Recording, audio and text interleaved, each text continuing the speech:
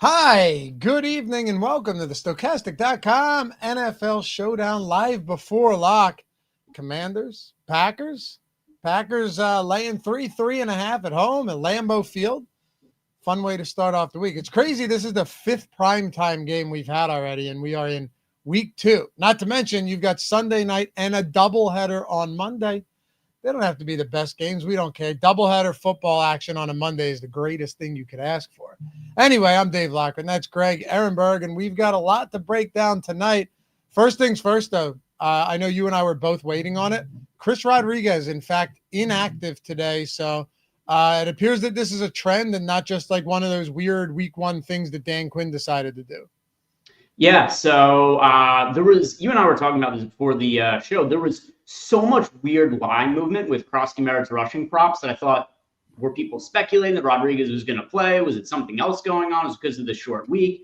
But the first bet that I had posted this week for NFL was Krosky Merritt over rushing yards. And I bet it at over 30.5. I also posted it over to Tails, which if you guys go over to tails.bet, you get all those bets for free, both from Loughy and I. And Eric and I were talking about it, and then the line moved. It went to 44.5 the next time I looked at it. And I was like, cool, I feel pretty good about this. Got a ton of line movement in my favor. And then I'm doing a baseball show with Eric. And afterwards, he was like, I think I'm going to double down on Krosky Merritt's rushing props now that it's moved so much. I was like, what are you talking about? Like, why would you rebet it after we got one line and then it moved, like 6 yards in our favor? And then I go look, and the line had gone from 38.5 to 44.5 down to 36.5. And I was like, well, that's really bizarre. What could possibly be going on here? And didn't really think too much of it other than just trying to figure out like what the hell it was that could have been going on. And then I go look back this afternoon, and the line had moved back to like 40.5 or something like that. And now we find out that Chris Rodriguez is inactive. So long story short, I thought maybe there was a chance that Rodriguez was going to play, and that was something that people were speculating on, but we've got confirmation that he's going to be out. So I feel pretty good about Krosky Merritt's workload again tonight. He should see it. I mean, look, it's this matchup, not to say the Giants are easy to run on either, but, I could see this being a game, too, where Eckler gets a lot of work. But the game flow in a showdown depends, too. If they fall behind potentially early, and it's possible. By the way, it appears that your mic, are you using a new mic, or is it just not hooked up and you're using, like, desktop audio? Oh, no, I had this issue earlier, too, where it just changed my mic. Here, I'll change it back. All right, should be good now. Good now? There we go. Sounds beautiful and crisp. Yeah. I my bad. I had that same issue earlier where it changed my mic setting. So anyway, yeah, I could see that being the case. If Rodriguez were active, I would have a real tough time getting the Krosky Merritt at his price point. Josh Jacobs still is like the best running back on this slate for sure. The guy played almost all of the snaps last week, and that helps. They're also favored at home, but we got a lot to get into. So, hey, if you guys don't mind, take a single second, atone for your sins. Hit that thumbs up. Subscribe to the channel. No comments down below today because there is no shelf life on this show. Of course, if you watch the strategy show, there was. But glad you could come and join us. Glad you could come hang out. Distract yourself for a few hours tonight. Watch a little bit of football. And hopefully we go on to win some money, which would be a very nice thing to do. Anyway, how you feeling about this one, dude? It's a very. You decided to highlight that? Yeah. I'm toiletry. This is fabricated. This is not true.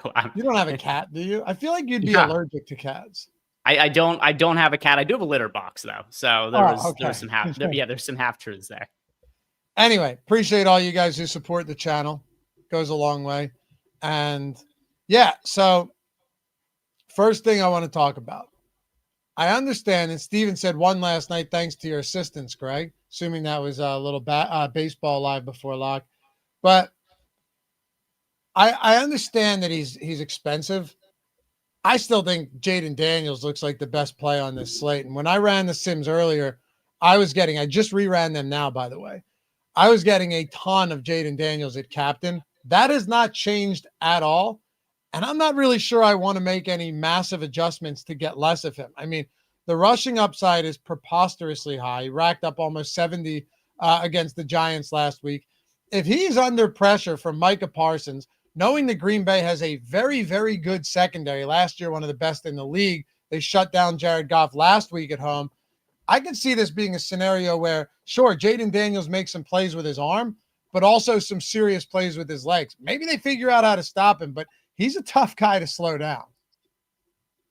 Yeah, and if you look at our sims, you'll see here that Jaden Daniels, not all that surprising, he shows up a good amount in the flex because he's pulling 54% ownership. We have him showing up in 50% lineups. Hold on. You just did an Eric the Actor type comment in chat. I should hit it a little less, but it is not my cat. That brought me back to the Stern days with tell me that's what was going through your head, because that's exactly how I read it. That was so good. I do not shit in my cat's litter box. No, there's going to be, we're really aging ourselves here. There's going to be there's going to be so few. It's very sad, but there's so few people who are going to know what we're talking about. People should go. That's timeless, man. They should go back and listen to the clips. I fall asleep to them sometimes, but I know that's kind of like esoteric knowledge at this point. I had to point it out to you because that was too fun. Dude, when I read that, it looked like his old Twitter account. Yeah, SC saying what show is that? The Howard Stern show from but when it was good, 15 years ago now. Yeah, from 2002 to 2013, Eric was on. Yeah, no, he sucks today, Wake. I agree, but old school Stern was phenomenal. The Artie days are my favorite, but anyway, go ahead. Yeah, so as far as the slate goes, you were talking about the rushing upside of Jaden Daniels, and yeah, he shows up in so many lineups in the Sims. You guys will see here 36% of top 150 lineups in the captain spot of Jaden Daniels, over in the flex, and 50% of lineups. So overall, you're looking at 86% of top 150 lineups that I've favorited here have Jaden Daniels in them. You and I talk about quarterbacks in the captain spot all the time, and I always bring up, if I'm going to roster a quarterback in the multiplier spot on DraftKings or FanDuel, I want them to have rushing upside. And because of what you just said before, which I totally I'm on board with, and absolutely it holds true, there are very few quarterbacks with as much rushing upside as Jaden Daniels has. This is absolutely the type of quarterback to be playing in the captain spot. And as popular as he is, our data and our sims are indicating that it's not only worthwhile, but he should be probably even a little bit more popular. I think you're right. And it isn't to say that I don't like, and Brian Loughy, who's the player at 4K and under that the Sims are getting the most of. We're going to get to all of that. Don't you worry. We'll hit on all the value. We'll even look at the most duped lineups as well. I think that's helpful for all of us to know what spots we might want to get away from. But I like Jordan Love. The problem I have with Jordan Love is without an attachment, it's tough. I know he had a couple red zone runs last time out, but he threw 22 times to 10 different pass catchers, Greg. 10 different pass catchers. 7 of them had 2 or fewer targets, right? So, yeah, you had Dobbs, who ran a lot of routes, comparatively speaking, 19, but they had one of the highest run rates in the league last year. This year, 5th highest through the first week. They had a big lead. They want to run Josh Jacobs. This isn't to say you can't look. Romeo Dobbs is he is criminally underpriced here. I'll tell you that right now. Romeo Dobbs' price point is criminally underpriced. And I don't understand how at the flex position you would not be getting to a lot of him at $4,000. That's crazy. Tucker Kraft is too cheap. So that's not lost on me. But what I am saying is there is no real alpha, Greg. There's no number one true, Malik Neighbors, Brian Thomas, AJ Brown, you name it, right? Jamar Chase, any of those guys doesn't exist on the Packers. Any given night, it could be somebody else. And it doesn't help that we've got this information about Jaden Reed's foot injury, and he kind of looked okay in week 1, but now he's playing on a short week. That feels like a ticking time bomb to me, just based on the information we have about his foot. Apparently, he's got some sort of broken foot that he's going to be trying to play through in the early stages of the season. He gets hurt a lot. Yeah, I mean, it stands to reason that, and yeah, that also, he's already somebody who's injury prone, but it stands to reason that if he is going to be playing on a fractured foot, when is it going to heal? He's going to be dealing with this for the entire season. So now you've got, they were already a congested wide receiving core last year, and now you've also added a high draft pick in Golden to the mix. So it's tricky because on any given day, and also it's a very talented group of wide receivers. On any given day, I would not be surprised to see a handful of these guys go for 75, 80 plus yards. I don't know if there's a single team in the league that has a wide receiver group that's this deep as what the Packers have. Yeah. Okay, you mean deep as far as like how deep they'll go into targeting players? Yeah, I mean like number of bodies, not in terms of just like Talent. like it's Gotcha. still quality depth, but I mean in terms of just the amount of guys they could put out on the field that are capable of having a good game. Yeah, right.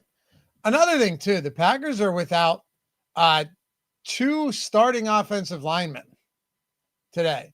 So if you got a quarterback that's dealing with a foot and 2 inactive starting offensive linemen, that could be a little rough, man. It could be a little rough for Josh Jacobs as well, if we're being honest.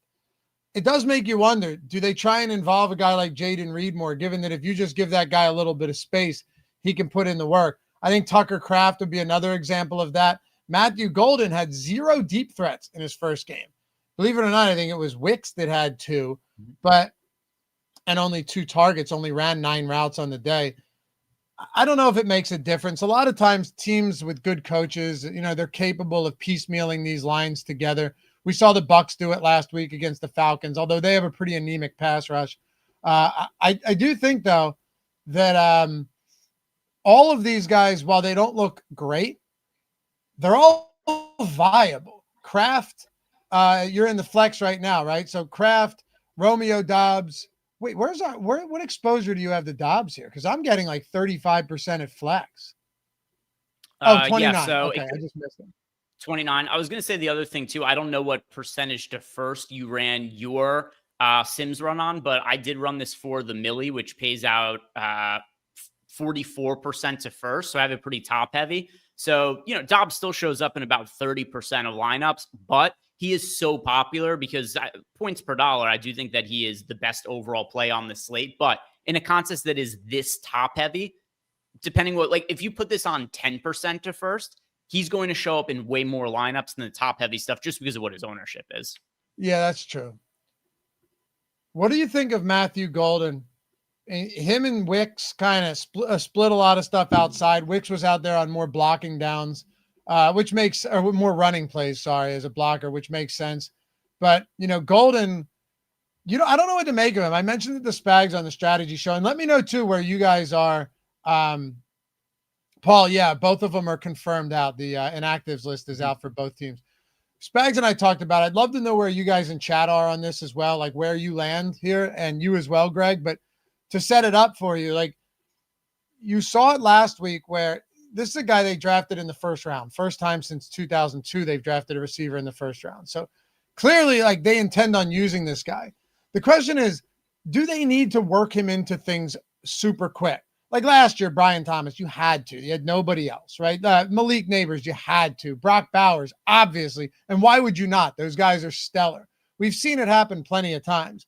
But certain guys, certain teams that are just well-rounded, do you need to do that? And that's kind of where I land on Matthew Golden. It's like, do I expect him to see 10 targets today? No chance. Could I see him getting 5? Possibly. The highest target getter was 5 last week for Dobbs. And Jaden Reed. And it leads me to think, could you not see any given week? Reed has 2 and Golden has 5 and, Dobbs has 5 and Wicks has 2 and Kraft I don't see how 1 week matters at all. Yeah, so many of these pass catchers, I'm going to have a very non-take here, but so many of these pass catchers, like we talked about before, have potential to have decent games.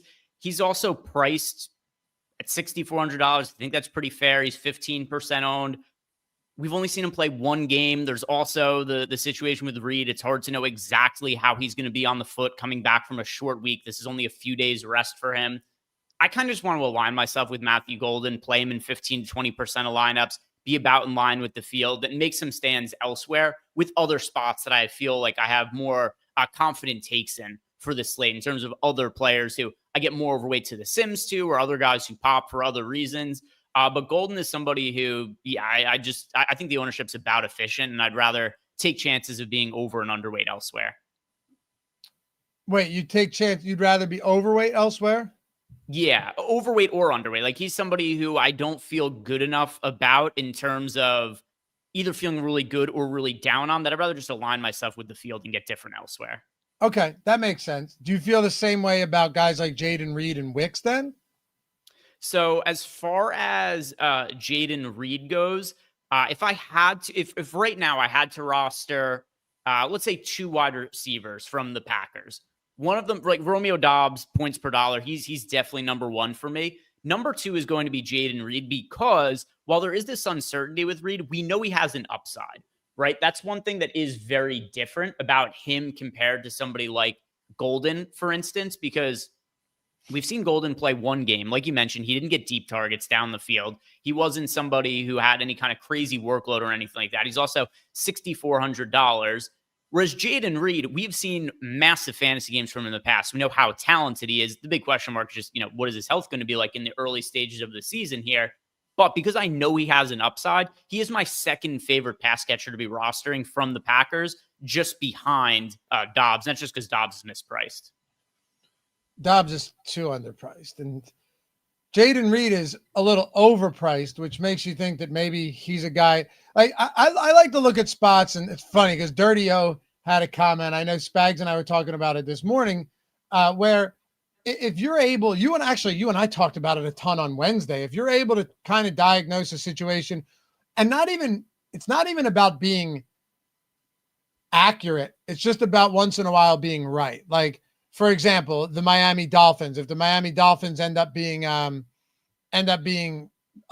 had a closed door meeting, by the way, today. But if the Miami Dolphins end up coming out at home and I got you being good, then you took a gamble and it paid off. But they were so bad the first time. What about anybody on this slate that you look at and say, the first week was bad, alarmingly bad, or kind of just quiet maybe, and this could be a much better week? Because for me, it's Terry McLaurin. Take another week to get reacclimated into the offense, and now what can we get out of him? It's a tough matchup, definitely a tough matchup. Parsons is active. That D-line looks better. The corners are good. But to me, that's kind of the guy that his ownership might be a little bit low because of what happened last week. Yeah. So, I'm curious to ask you also, when it comes to the Packers, who's your second favorite guy to be rostered? Assuming Dobbs is number 1, who is your favorite guy to be rostered? Are we talking pass catchers? Yeah, pass catchers from the Packers. And by the way, Sotex, thanks for answering that question for David. David, if you can't figure it out after Sotex, let me know. But it's easy. So pass, because it's Josh Jacobs for me. If it's not right, Dobbs. I'm really it's Tucker Kraft, but because I think he's underpriced, and this is a guy that is playing a ton of snaps. So you're talking about last week. You look at Tucker Kraft, and he's running a lot of routes, again, relative to how many routes anybody ran in that game, where they were able to run the football with pretty easily. Not even run the ball easily. It was just Detroit couldn't score. But Tucker Kraft ran a team high 18 routes. He was targeted 4 times, which again is essentially the same thing as 5. It's the same thing as 2 or 3 on any given week with the Packers. So at 5,400, if you're telling me Tucker Kraft is going to be on the field for the bulk of this game, right? He played 44 of 48 total snaps last week and had a team high 18 routes. If you told me Tucker Kraft was the most expensive player on this Packers team, I'd go, that's not the craziest thing. So it's Kraft. My dart throw in some of these single entry spots, I want to get to a little bit of Matthew Golden. The only thing I worry about is the field still going to like him because he's a first round pick and he's the shiny new toy. I'm hoping after last week, the answer is not as much.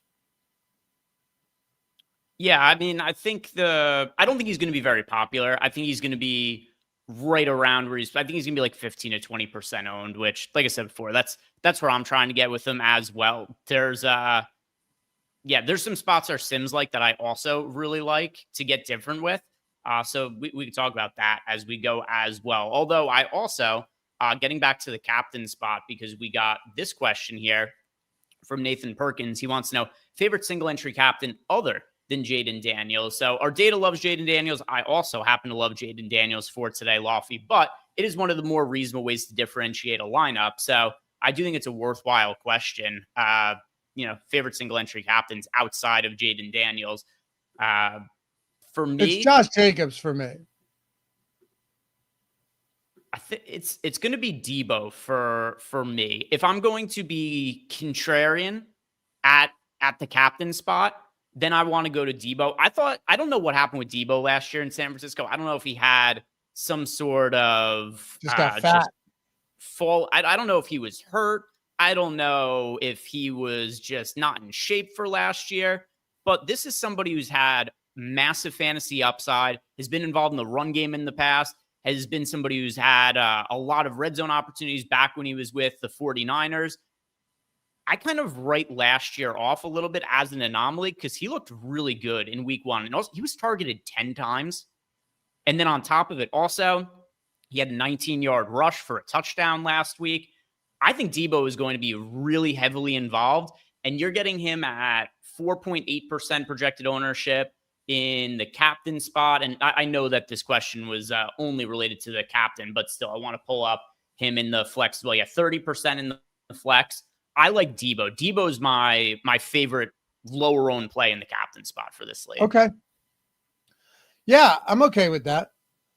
I think the reason I like Josh Jacobs is pretty simple. It's just that this is the type of guy that if he's going to be out there for as long as I assume, or as often as I assume he's going to be out there for, how do you not like that? I mean, think about this for a second. When you've got a running back out there, right, whose name isn't Jonathan Taylor. Mind you, if that game were competitive, Jonathan Taylor may have played 100% of snaps last week against the Miami Dolphins.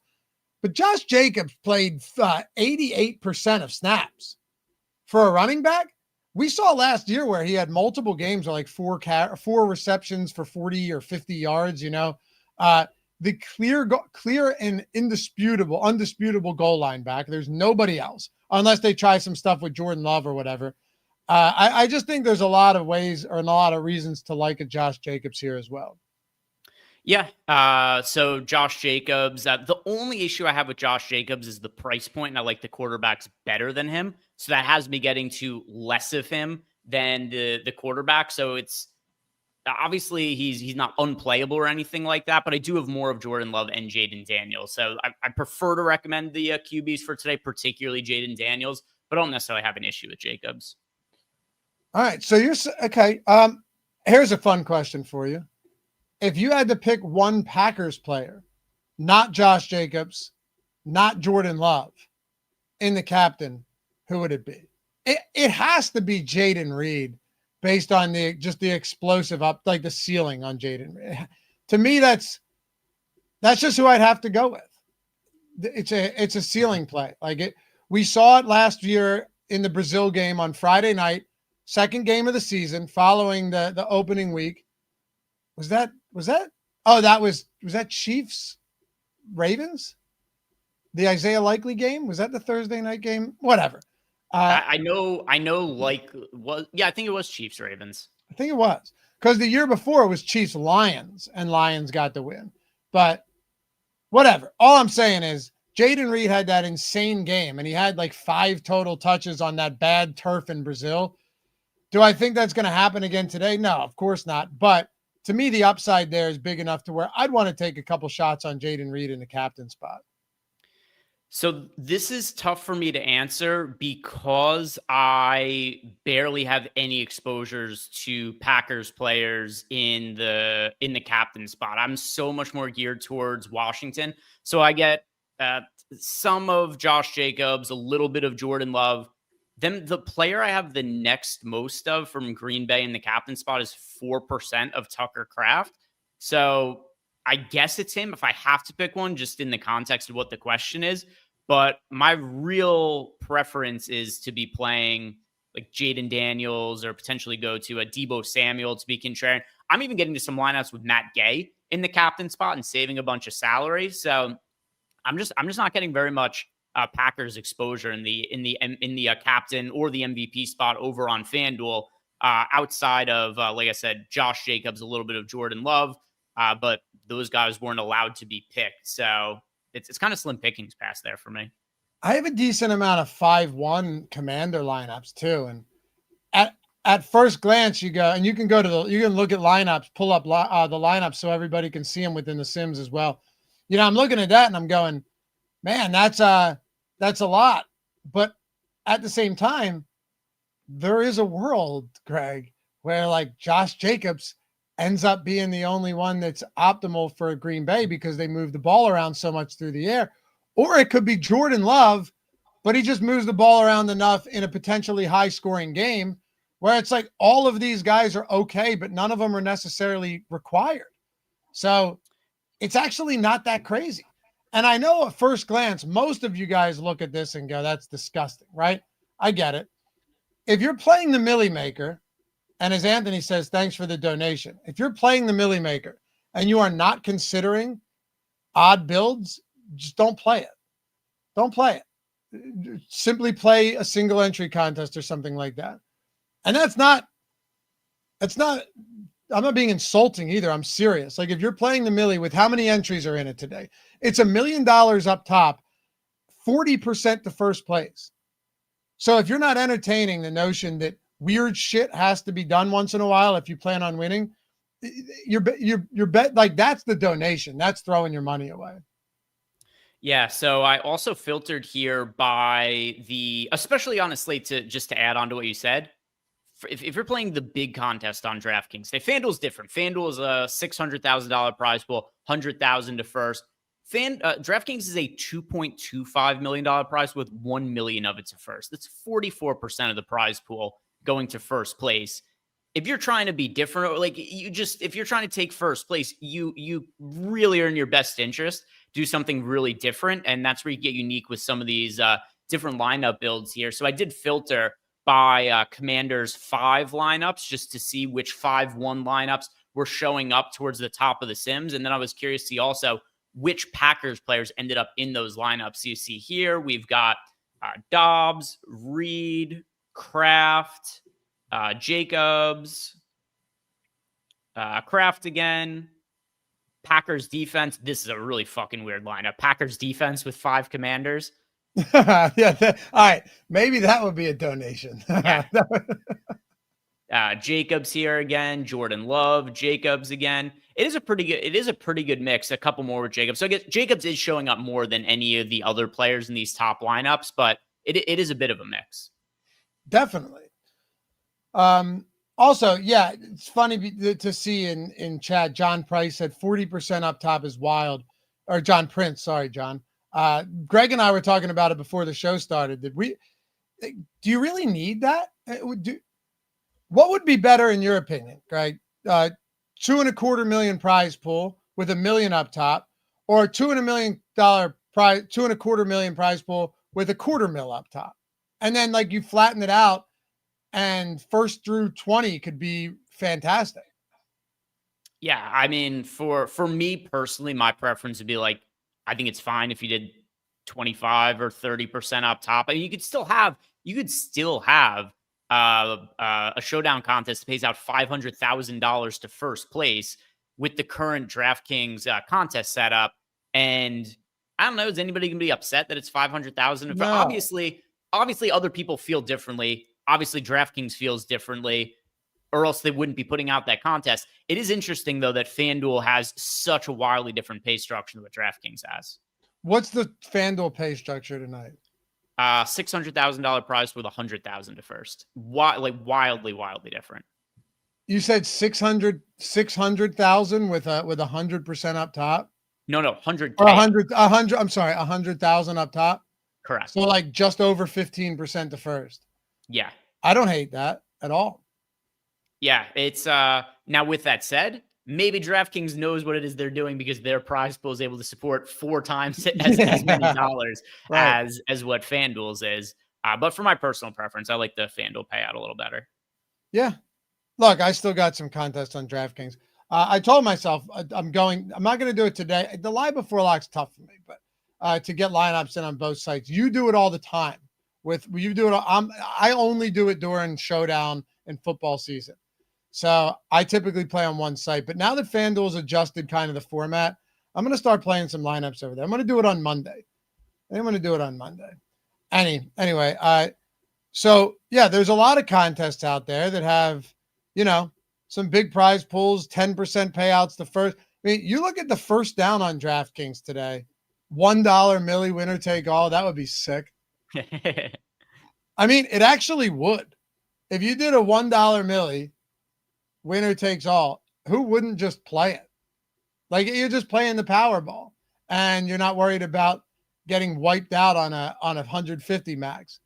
But the first down, Greg, is 100K to up in prizes, 5K to first. So, I mean, they take the milli and make it 40%, and then they make the first down, which is the 20 max, and they make that 5% to first. Yeah, here's the one. Citizens for 7. Yeah, imagine coming in Oh in a my $1. God! Yeah, that would be terrible. $1 winner take all million to first. You come in second in that contest. Yeah, that would be sickening. That would make for some fantastic content. It would be so painful. If that happened, then you just hit them up. You're like, hey, you want to jump on live and discuss the slate with us? Like, that'd be crazy. It's very rare there's a contest where you could, without exaggeration, non-ironically say, I'd rather come in last than second. That would be the one, though. But here's the truth of the matter. Would more people watch it would more people watch it if we hosted the guy who won the milli, or would more people watch it if it were the guy who came in second? It's not even close. Misery loves company, and we're all guilty of it. If that guy came on and was just sitting there like a blank stare, dejected stare on his face, you'd fill up a room real quick, I'm telling you. Depends on the person. If it's Eric, 1 billion views. Yeah, right. Yeah, you can't have someone coming in and just being like, well, it was a fun sweat. No, you need Eric. You need Eric. Can we look at the duped lineups too? Because you ran it at 50,000. Yeah. Let's go ahead and look at the dupes here and see which lineups are expect to be duped the most. And then also, let's see, what is that total prize pool in terms of entries? It is 132,000 entries into the big milli, which, by the way, looks like it's going to overlay on DraftKings today. So potentially, maybe once again, maybe it is a little bit too top heavy for some people, because there is still about 20,000 entries left there. Maybe it won't overlay. There's still enough time left. But either way, it's not filled as of yet. 132,000 entries. So keep in mind that this 350 dupes is across 50,000 lineups. And with that contest being 132,000, you're looking at something like this lineup expected to be duped in the neighborhood of 800 to 900 times. This lineup here. So you've got Jaden Daniels, Jordan Love, Josh Jacobs, Noah Brown, Romeo Doubs, Tucker Kraft. That, Loughy, is your number one most duped lineup and is expected to be played close to 1,000 times tonight. That lineup right there. If I were building a lineup that I thought was going to be chalk, without even looking at that, it couldn't be more obvious, right? Daniels, Love, Jacobs, Brown, Dobbs, and Tucker Kraft. That's an awesome looking lineup on paper, and also as chalky as it possibly gets. Question from a couple guys, Rants: which Washington running back falls into the end zone? Honestly, dude, your guess is as good as mine. Truly. I think Greg and I are on slightly different pages here. I actually like Eckler over JCM today. And I think you like JCM over Eckler. So it depends on the site. And we got a super chat here from Nathan who said it's funny because it's perfect timing. Eckler or Merritt lean or just game dependent, geared towards single entry, one of the hardest choices I feel tonight. So on DraftKings, I prefer Eckler. On FanDuel, I prefer Krosky Merritt, and it's entirely because of the pass catching scoring. Okay. I still like Eckler. I'm the way, they were a 6.5 point favorite last week, and they ended up covering, but it was a pretty sluggish game overall. And credit to New York's defense. They're not bad. That defensive line's decent. They forced Jaden Daniels to run quite a bit, McLaurin got blanked for the most part, and Debo had that 10-target game. Krosky Merritt had a couple nice runs, one big run really, which sealed it for him. But I could just see it being Eckler today. That's the thing. I've seen one game out of JCM. Don't get me wrong. I understand all the hype at OTAs up through training camp and the preseason, all that stuff. I get it. But it's still one game in the regular season against a far inferior opponent when you're a home touchdown favorite. So, to me, I think Eckler looks pretty good. Now, also, what's the ownership on these guys? That's important too. Yeah. So if you go ahead and look at the ownership, we have Eckler projected for 23% ownership. Krosky Merritt projected for 12% ownership for tonight. Okay. So you got Krosky Merritt is about half of the ownership of Eckler. Both of them. We just got an ownership update right now. I'm running the sim, so I'm going to let you know if anything changed. I can't imagine that ownership doesn't come up on JCM. And by the way, for those of you guys who want to check out these tools for yourself, the promos ended last week, but the link join is ongoing, and I think it's probably the best promo you could ever have. Like, if you just sign up with any of our sportsbook partners, all right, link in the description. Do it. Seriously, sign up right now and place a bet, because the moment you do, the moment that bet settles and you email us at support@stokastic.com, you are getting a free month of the Sims. If you sign up for multiple of these, right, just by clicking the claim offer on that link, you end up getting as many months as you want for however many you're on, right? Which is insane. So take advantage of that. Always take advantage of that if you haven't done so yet. I know we've had a lot of people that have hit us up, that have popped in the chat and been like, yo, I used the $5, I deposited $5 or $10 on the chalkboard, right? And then took down a tournament with it. I forget who it was. It was during baseball, but he took down a tournament like a week or two later after doing so, which is amazing. And I love that type of stuff, man. It makes me happy, especially when you can do it with, with no friction at all. Just click the link, choose one of the promos. You have to click claim offer down there on any of the one you want. Sign up, deposit $5 or $10. That's the minimum deposit on all those. Place a bet. Whether it wins or loses is irrelevant. If it wins, you're really free rolling. Then just take a screenshot of your welcome email and your first settled bet. Email Ron at support@Stokastic. Tell him what leagues you want. If you sign up for Caesars, Chalkboard, and Prize Picks, that means you can get 3 straight months of NFL Sims. Simplest way to do it. Straight no-brainer. Check it out if you haven't done so yet. All right, Greg, let's get back to it here. What else do you want to look at while we've got about 20 minutes till kickoff? Also, just worth bringing up here as we're getting closer to lock, just because it's part of the question we're getting. I also want to look at Epic and just see what the difference is in props between Krosky Merritt and Eckler. Yeah, right. Good idea. So Krosky Merritt, what is, I guess here's a pretty good comparison point. Let's look at the rushing plus receiving yard. So Krosky Merritt, 2.5 is the receiving yard number, 37.5 for the rushing yard. So 40.5 total. Eckler, we have on Epic for 48.5 rushing plus receiving yards. His prop is 20.5 rushing yards, and then so there's and then a 23.5. Interesting. So this actually is, so listen to this, Loughy. The rushing prop on Eckler on Epic is 20.5. The receiving prop is 23.5, but the rushing plus receiving prop is 48.5. Really? All right. And that's on the pick spot where it's all peer-to-peer too. So that's correct. The good thing. You're going up against other people, not against the house. Yeah.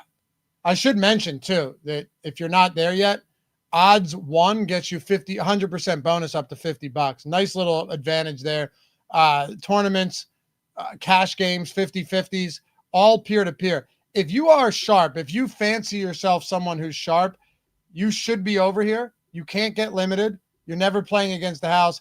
And there's a fader game where, like, if Greg picked a 3-leg parlay, it has to get matched. I could go in, like, say you just look at some super square parlays, Greg, like they don't even know. They're adding negative correlation in there and all this stuff. You can go in and fade that parlay against the person that makes it, which is a sick feature.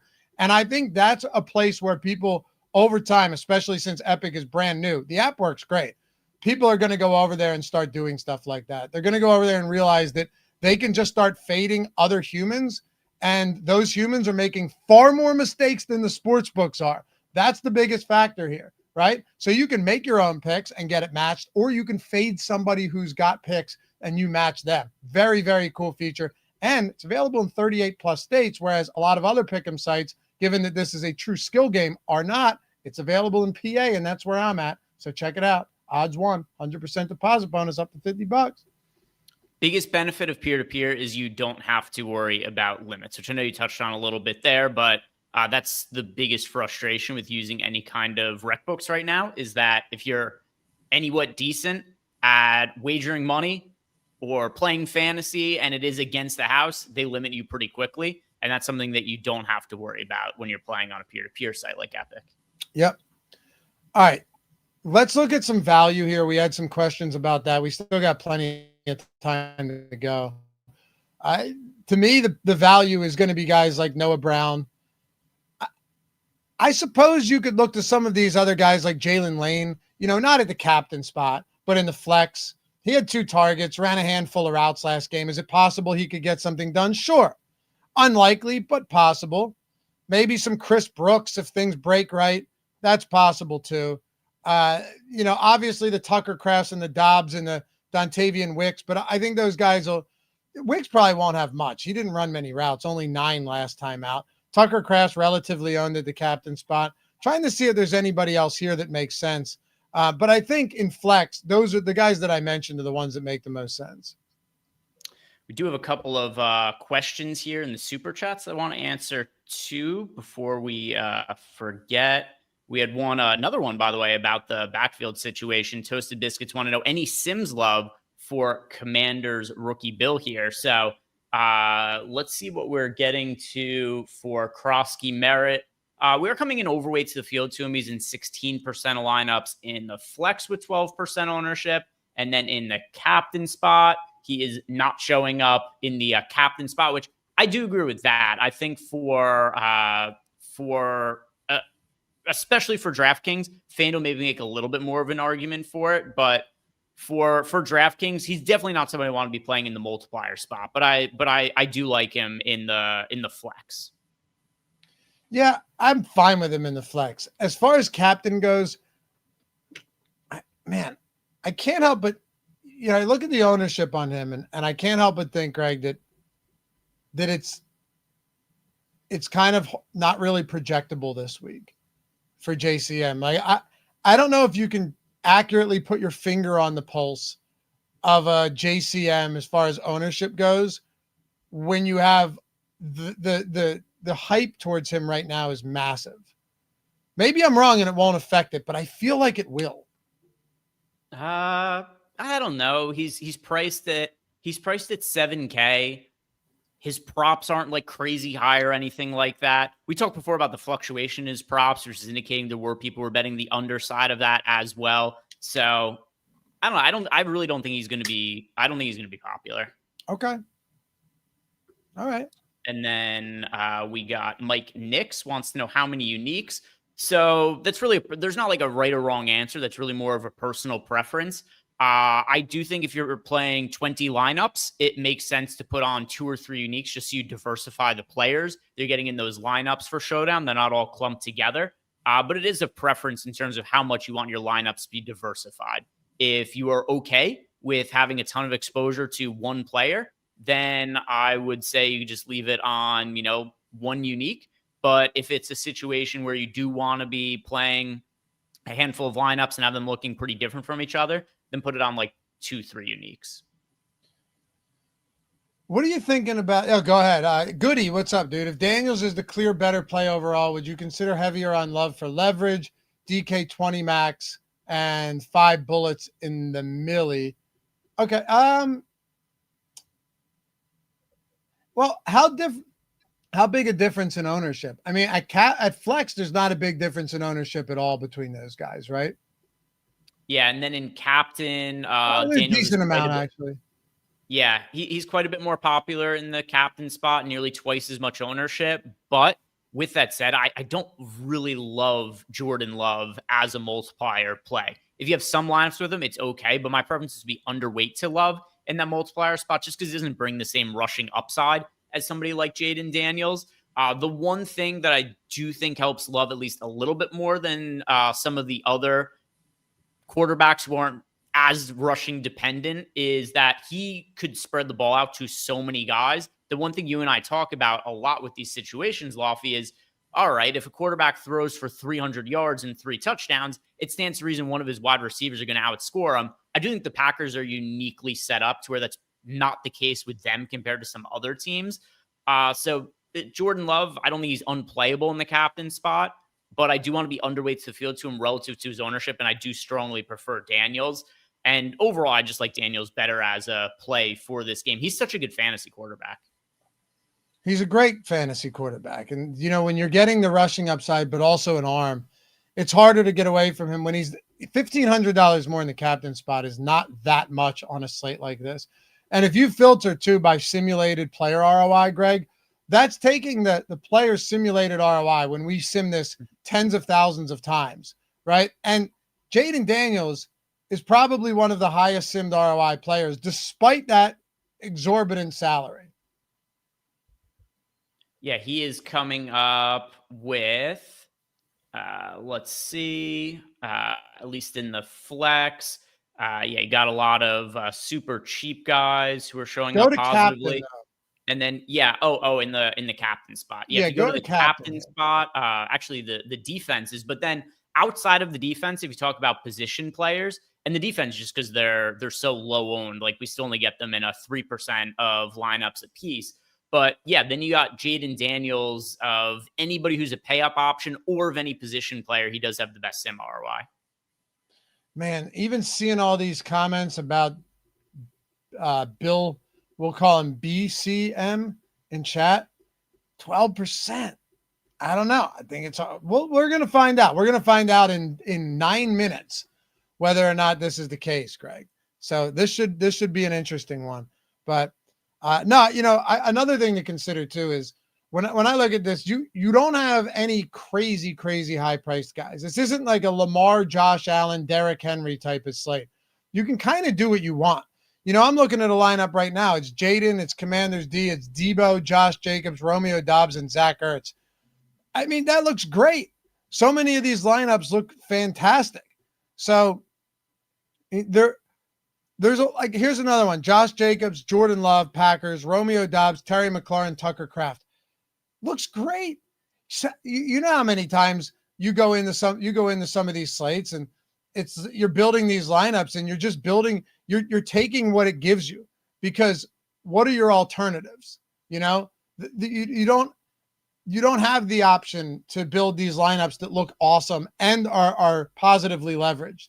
It's like there's chalky lineups and then there's ones that look really ugly that can make you some money. Corey, Scary Terry over 60 yards, under 4.5 receptions. All right, you want to go with the negative correlation play? I don't hate that. I made a few of those last year where it was like over like 50 plus yards, under 2.5 receptions, and a touchdown. I was doing it for Hollywood Brown last year. Spoiler alert, it did not work. But I do think there are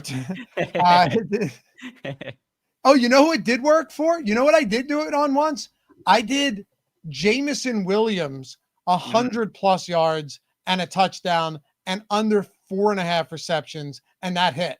There's ways you can actually do that and it works if they have like a couple really big plays, or like over longest reception and a touchdown, under receptions. It's actually a fun way to do it. And betting should be fun sometimes. And those negative correlation plays are fun. I got a couple questions from Discord here as well. Einstein wants to know, would we like loving the captain if we knew right now he was going to go 3 or more touchdowns? Yes. Yeah, if you just told me right now, you're just guaranteeing me 3+ touchdowns, which means it could be more than that. Yes, absolutely. Without question. Yeah, we don't have that kind of certainty. But yeah. If you have some information, if the script was sent to you ahead of time, but it was missing some information, like you only knew he had 3 touchdowns through 3 quarters, yeah, you're playing him in the captain spot, and that's fair, yeah. I wouldn't and then also Sally Sal wants to know, for a DK20 max, is Jaden Daniels playable in the captain? Yes, Jaden Daniels is very playable in the captain today. He's playable in the captain everywhere. You can still get different, even if you're playing Jaden Daniels at captain. Remember that. Do you have to play him at captain? No, of course not. But if you're playing him at captain, there's still plenty of ways you can look like you can have a different team. Showdown is uniquely constructed in that way, where like you can do one odd thing that doesn't make sense to other people, like a 5-1 Commanders, or like a Jaden Daniels captain with Packers defense, and it be like a 4-2 Washington. Those type of lineups can win, right? Do you know, were the Bears in the optimal on Monday? Yes. Yeah, Bears defense was in the optimal because they had they had the defensive touchdown.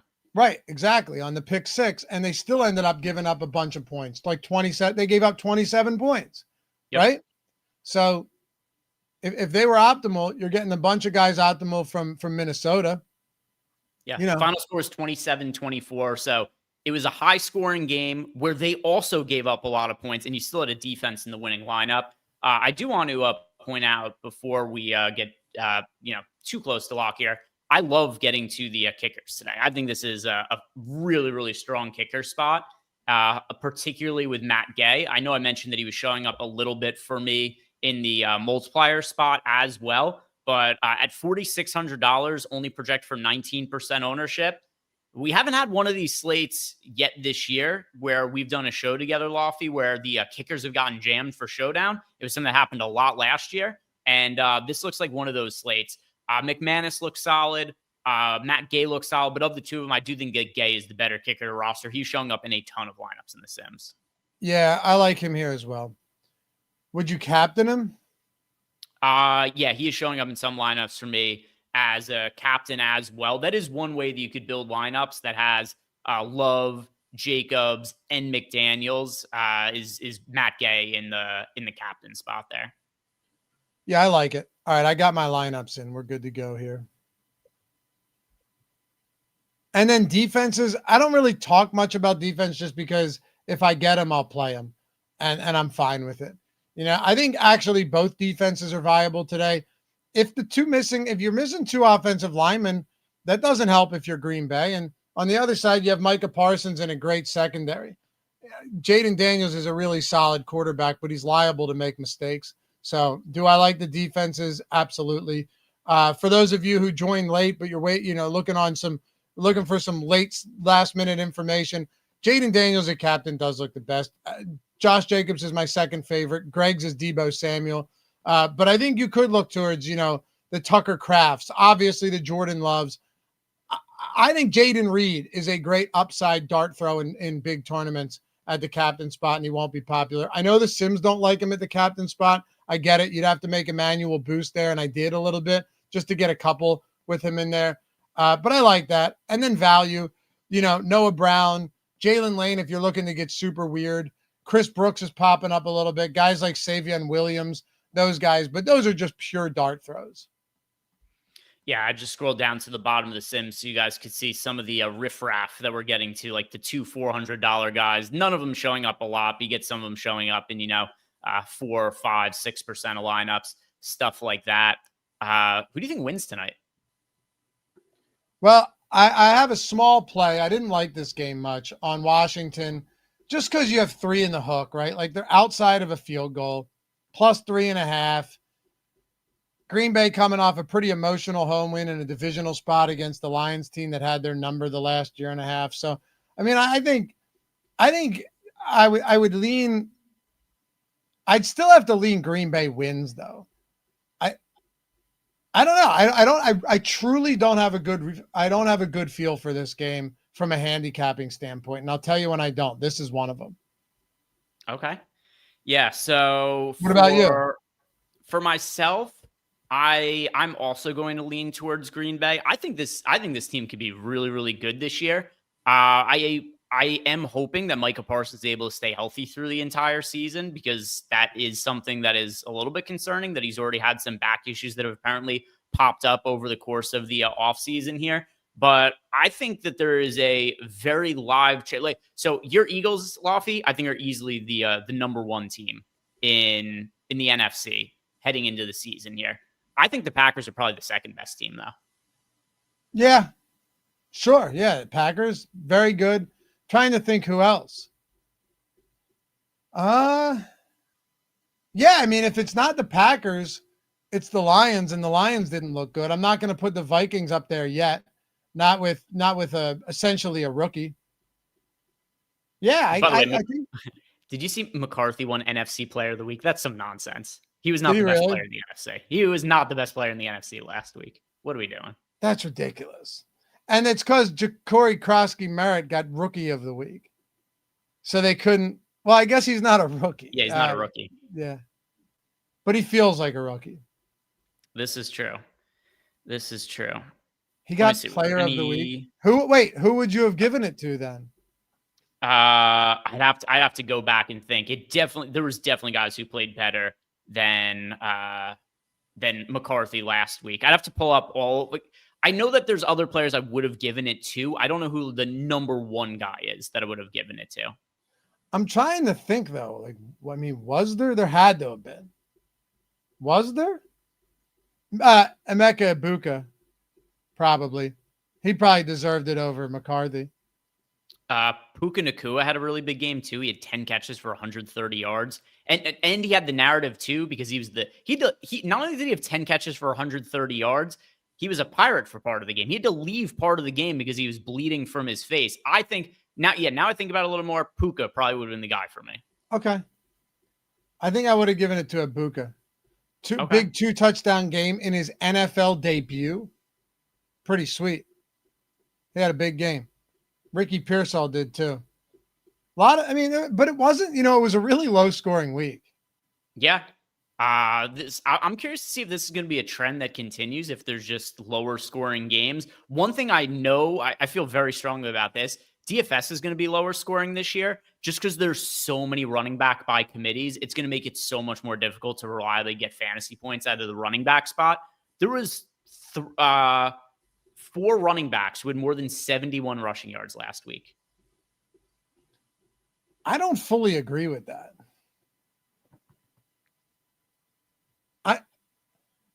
There's a lot of running back by committees. Are there that many though? Relative to say like 3-4 years ago? Yeah, I think so. All right. Jacksonville at the time, no. Cincinnati, no. Buffalo, no. Jets, probably not. Baltimore, no. Dallas, I don't know. Detroit, yeah, but those guys are dominant. Miami, no. San Francisco, no. Pittsburgh, Seattle, yes. New Orleans, yes. LA Rams, no. Tennessee, no. Carolina, no. Arizona, probably. Indianapolis, no. Philly, no. There's not that many, man. Compare that to, we'll just see. We'll see at the end of the year. We'll see what the rushing yardage totals look for some of the leaders compared to previous years.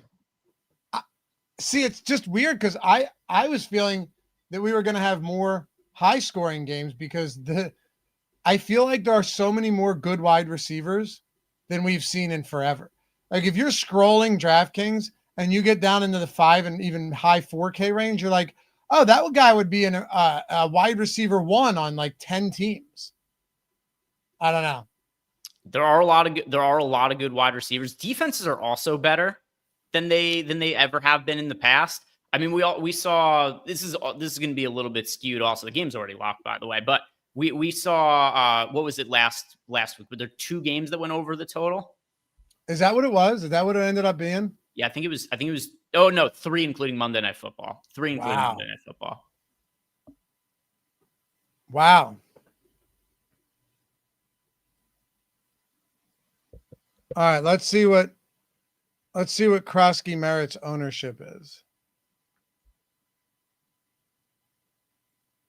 In the millie, of course. I'm going to guess 16%. I don't have it pulled up in front of me. I'm just guessing. I'm pulling it up right now. I'm gonna say 20. Okay. He is 26% owned at Flex. Ooh, okay, you win. It's not about winning. It's just I think it's hard to project ownership on guys where it's like public sentiment is just higher than everything else. See, what is Jaden Daniels' ownership in the captain spot?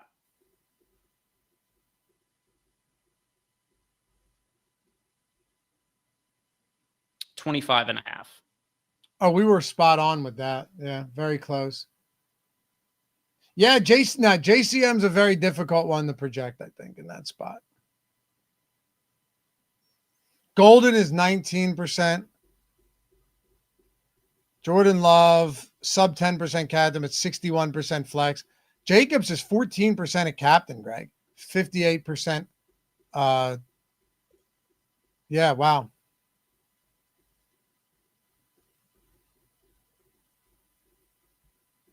Well, time to watch the game. Let's do it. Hey, thanks, guys, for hanging out. As always, Dirty O's playback still thinking that's just NBA, right? Because the licensing and everything with NFL. I think they had something for. I'll have to reach out to Brandon for the primetime games. It's a no. I think that there might have been something. It might have only been for week 1 with Red Zone though. Okay. Anyway, love you all. We'll see you back here for the next one. Bye-bye.